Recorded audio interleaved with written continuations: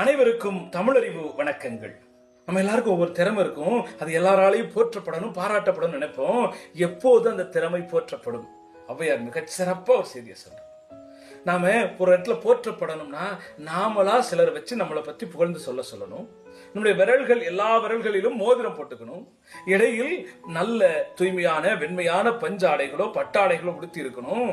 இப்படி நாம அலங்காரமாக இருக்கிற போது நாம் சொல்கிற நாம் தருகிற ஒன்று நஞ்சாகவும் கசப்பாகவும் இருந்தா கூட அது இன்பமாக ஏற்றுக்கொள்ளும்.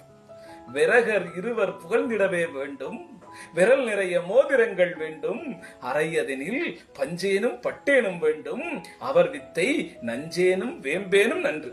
இப்படியெல்லாம் நாம இருந்து நாம நஞ்சை விஷத்தை கொடுத்தாலும் சரி, வேம்பாக கசக்கிறத கொடுத்தாலும் சரி, அது இனிதுன்னு சொல்லுவாங்க. நாம் அலங்காரமாக கொஞ்சம் அலங்காரமாக இருப்பதனால் மட்டுமே நாம் புகழப்படுவோம் என்கிறார் ஔவையார். அவ்வழியில் நல்ல வண்ணம் வாழ்வோம். நன்றி, வணக்கம்.